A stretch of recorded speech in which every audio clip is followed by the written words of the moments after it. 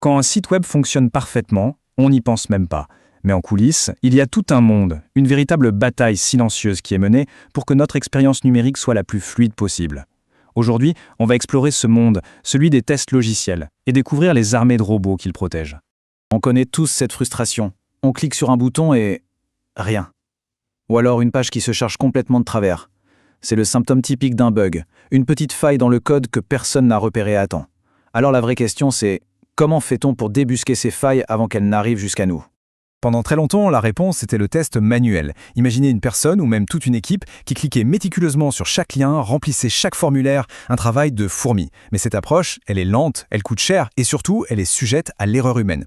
La solution moderne, c'est l'automatisation. On utilise des logiciels pour tester d'autres logiciels. Et là, ça change tout. C'est beaucoup plus rapide, bien plus fiable et au final, plus rentable. Allez, rentrons dans le vif du sujet. Pour bien comprendre pourquoi l'automatisation est devenue si cruciale, il faut d'abord réaliser à quel point le web est devenu incroyablement complexe. À l'époque du Web 2.0, avec des technologies comme Ajax, les pages sont devenues dynamiques. Le contenu change sous nos yeux sans qu'on ait besoin de rafraîchir la page. Cette interactivité a fait exploser le nombre de bugs possibles, et le travail des testeurs manuels est devenu tout simplement titanique. Et c'est justement face à ce défi qu'une nouvelle génération d'outils a vu le jour. C'est là qu'entrent en scène nos fameux robots. Le héros de notre histoire, c'est Selenium.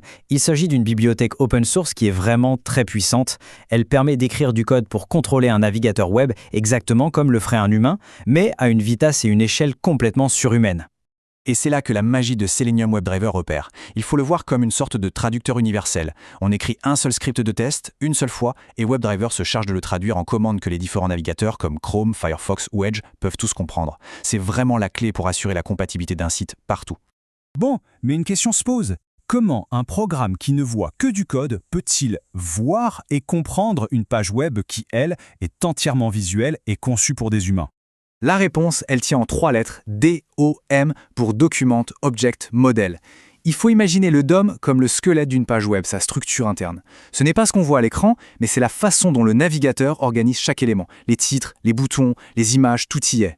Et cette structure, elle ressemble un peu à un arbre généalogique, ou, encore mieux, au plan d'un architecte. Chaque élément a une place bien précise, avec un parent et parfois les enfants. C'est cette carte très structurée que notre robot va utiliser pour se repérer, bien plus que l'apparence visuelle de la page. Donc pour pouvoir interagir avec un élément, le robot a besoin de son adresse exacte sur ce plan. En jargon technique, on appelle ça des locators, des localisateurs. Un élément peut être trouvé par son identifiant unique, son ID, son nom, ou via des adresses plus complexes, comme les sélecteurs CSS ou XPath, qui décrivent en fait le chemin à suivre dans l'arbre du DOM pour le retrouver. Ok, maintenant que notre robot sait voir en lisant le plan du DOM, qu'est-ce qu'on peut bien lui faire faire ? Prenons une mission très simple, un test de connexion. Chaque étape est une commande claire, donnée dans l'ordre. Le robot exécute ses instructions à la lettre et l'étape finale, la plus importante, c'est de vérifier que le résultat est bien celui qu'on attendait.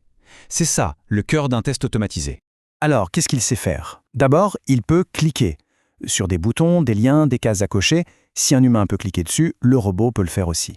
Il peut taper du texte avec une commande comme Send Keys. Il remplit n'importe quel champ de formulaire, que ce soit pour une recherche, une connexion ou un commentaire. Il peut aussi faire défiler la page. Les pages très longues ou les fils d'actualité infinis ne lui posent aucun problème. Le robot navigue jusqu'à attendre des éléments qui n'étaient pas visibles au départ.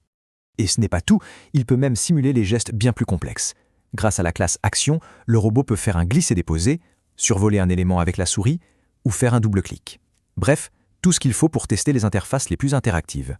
Avoir un robot qui sait faire tout ça, c'est bien. Mais la question c'est où et quand est-ce que cette armée de robots se met au travail pour nous protéger ? La réponse, c'est l'intégration continue, ou CI. Il faut voir ça comme une usine entièrement automatisée. Chaque fois qu'un développeur ajoute une nouvelle fonctionnalité ou corrige un bug, le nouveau code est automatiquement envoyé dans cette usine.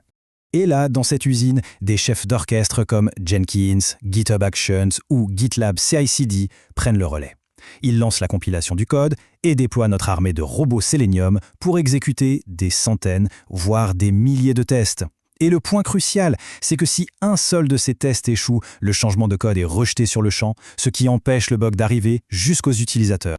Alors, la prochaine fois qu'une application web fonctionne sans le moindre accroc, qu'on navigue de page en page sans aucun problème, il faudra se poser la question. Est-ce que c'est le fruit du hasard ou est-ce que c'est le résultat du travail invisible de cette immense armée de robots qui s'assure que chaque ligne de code remplit sa mission à la perfection ?